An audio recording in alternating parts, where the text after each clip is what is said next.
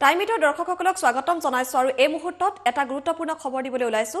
যেটো আজিৰে পৰা আপোনালোকৰ একাউণ্টত চৰকাৰী ধন সোমাব কিন্তু কেনেকৈ কেৱল মাত্ৰ হিতাধিকাৰীসকল যিসকল অৰুণোদয় আঁচনিৰ অধীনত থকা হিতাধিকাৰী সেই হিতাধিকাৰীসকলেহে লাভ কৰিব এই চৰকাৰী ধন আমি জনাব বিচাৰিম এই গুৰুত্বপূৰ্ণ খবৰটো যেটো কালি মন্ত্ৰী ডক্টৰ হিমন্ত বিশ্ব শৰ্মাই এই মন্তব্য প্ৰকাশ কৰিছিল আৰু আজিৰে পৰা সেই সকল হিতাধিকাৰী একাউণ্টত সোমাব যিসকল অৰুণোদয় আঁচনিৰ অধীনত আছে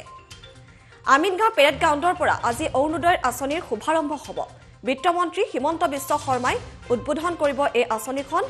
মাহিলী 830 টকা পাব হিতাধিকাৰীয়ে আমি পুনৰ জনাম মাহিলী 830 টকাকৈ সেই সকল হিতাধিকাৰীয়ে লাভ কৰিব চৰকাৰী ধন ৰাজ্যৰ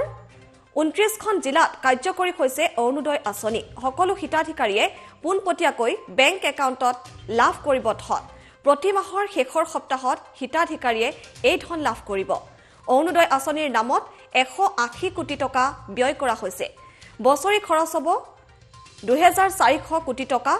18.20 লাখ পৰিয়ালে পোনপটীয়াকৈ এই ধন লাভ কৰিব পাৰিব হিতাধিকাৰীৰ ঘৰত থাকিব অৰুণোদয়ৰ লগো গতিকে যিকোনো ব্যক্তিয়ে এই অৰুণোদয়ৰ আঁচনিৰ নামত ধন ল'ব নোৱাৰিব যদি চৰকাৰী কোনো ব্যক্তিয়ে চৰকাৰী চাকৰি কৰা কোনো ব্যক্তিয়ে যদি এই ধন লাভ কৰে তেনেহলে তেওঁলোকৰ দৰমহাৰ পৰা আধা অংশ কাটি দিয়া হ'ব আমি জনাই আছো এই খবৰটো অৰুণোদয় আঁচনিৰ অধীনত থকা যিসকল হিতাধিকাৰী তেওঁলোকৰ বাবে এই ভাল খবৰটো নিৰ্বাচনৰ পূৰ্বে আনিছে মন্ত্ৰী ডক্টৰ হিমন্ত বিশ্ব শৰ্মাই কালিয়ে মন্তব্য প্ৰকাশ কৰিছে আমি জনাইছো ইতিমধ্যে আজিৰে পৰা এই চৰকাৰী ধন লাভ কৰিব অৰুণোদয়ৰ হিতাধিকাৰীয়ে আমিনগাঁও পেৰেড গ্ৰাউণ্ডৰ পৰা আজি অৰুণোদয় আঁচনিৰ শুভাৰম্ভ হ'ব বিত্তমন্ত্ৰী ডক্টৰ হিমন্ত বিশ্ব শৰ্মাই এই আঁচনিখনৰ উদ্বোধন কৰিব মাহিলী 830 টকা পাব হিতাধিকাৰীয়ে ৰাজ্যৰ ইতিমধ্যে 29খন জিলাত এই অৰুণোদয় আঁচনি কাৰ্যকৰী হৈছে পোনপটীয়াকৈ বেংক একাউণ্টত হিতাধিকাৰীসকলে এই ধন লাভ কৰিব প্ৰতি মাহৰ শেষৰ সপ্তাহত এই ধন সোমাব অৰুণোদয় আঁচনিৰ নামত 180 কোটি টকা ব্যয় কৰা হৈছে বছৰি খৰচ কৰা হ'ব 2400 কোটি টকা আৰু সেই সকল হিতাধিকাৰীৰ ঘৰত অৰুণোদয়ৰ লগো থাকিব আৰু যিসকলৰ ঘৰত এই লগো থাকিব তেওঁলোকেহে কেৱল এই চৰকাৰী সুবিধা লাভ কৰিব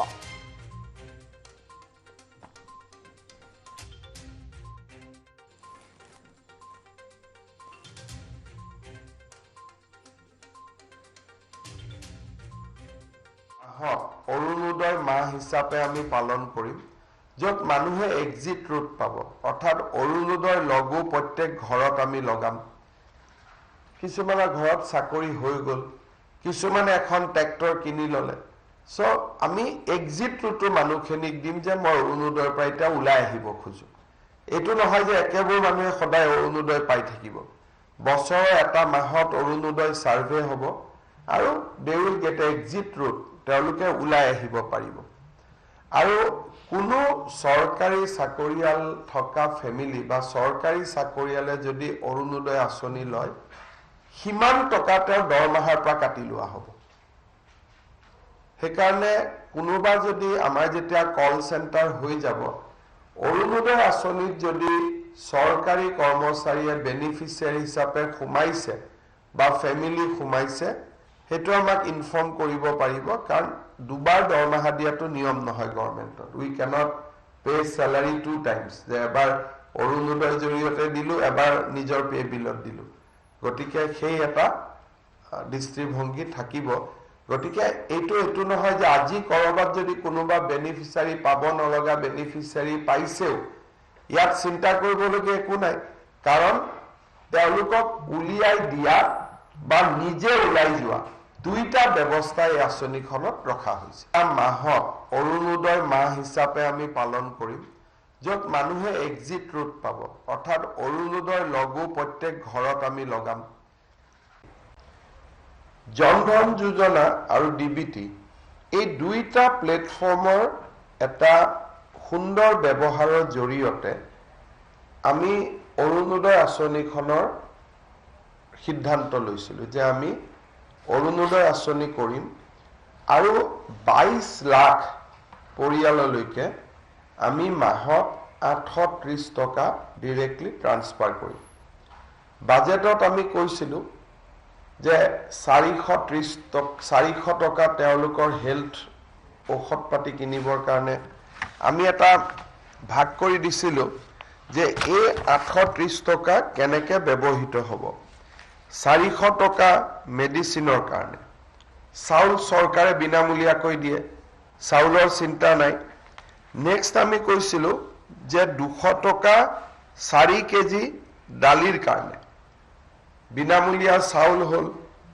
200 টকা আমি দিলোঁ যে তোমালোকে 5 কেজি ফেমিলিটো দালি কিনিবা এটা কষ্ট 50% ঠিক তেনেকৈ আমি ক'লোঁ যে তোমালোকে চেনি কিনিবা এটা কষ্ট অফ 50% 5 কেজি 80 টকা শেষত যি 150 টকা বাচি গ'ল সেই 150 টকা দি আমি ফ্ৰুটছ বা আন তেওঁলোকক কিনিবৰ কাৰণে পৰামৰ্শ দিলোঁ সো টোটাল আমাৰ আহি গ'ল 830 rupees এতিয়া আমাৰ ডিস্ট্ৰিক্ট এডমিনিষ্ট্ৰেশ্যনৰ লগত আমি এটা বহুত ডাঙৰ এক্সাৰসাইজ কৰাৰ পিছত লাষ্ট 2 মাহ 2.5 মাহ ধৰি 18.20 lakhs বেনিফিচিয়াৰী আমি ফাইনালি সিলেক্ট কৰিব পাৰিলো 18,20,000 কিয় ইয়াত বিটিএডিৰ বেনিফিচিয়াৰী খিনি আমি এতিয়ালৈকে সিলেক্ট কৰা নাই because of the model code of conduct এই 18,20,000 বেনিফিচিয়াৰী একাউণ্টত যোৱা 7 দিনত আমি পেনি ট্ৰান্সফাৰ অৰ্থাৎ এটকা আমি ট্ৰান্সফাৰ কৰি চাইছিলোঁ তেতিয়া আমি দেখিলো যে 17.6 lakhs একাউণ্ট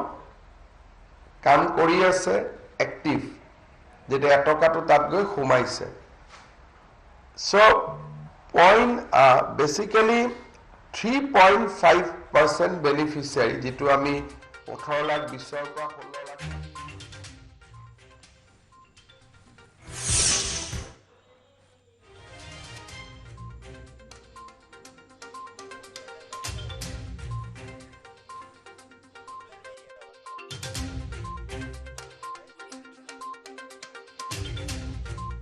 এই মন্তব্য কালি প্ৰকাশ কৰিছে গতিকে আজিৰে পৰা হিতাধিকাৰীসকলৰ একাউণ্টত অৰুণোদয়ৰ ধন সোমাব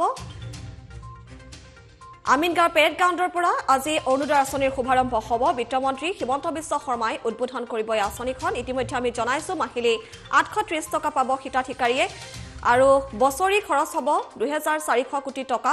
অৰুণোদয় আঁচনিৰ নামত 180 কোটি টকা ব্যয় কৰা হৈছে প্ৰতি মাহৰ শেষৰ সপ্তাহত হিতাধিকাৰীয়ে এই ধন লাভ কৰিব চৰকাৰী যদি কোনো চাকৰিয়ালে এই ধন লাভ কৰে তেনেহলে তেওঁলোকৰ দৰমহাৰ পৰা আধা অংশ কাটি দিয়া হ'ব আৰু হিতাধিকাৰীৰ ঘৰত থাকিব অৰুণোদয়ৰ লোগো আৰু যিসকলৰ ঘৰত এই অৰুণোদয়ৰ লোগো আসতে লগোৱা থাকিব তেওঁলোকেহে কেৱল এই চৰকাৰী সুবিধা লাভ কৰিব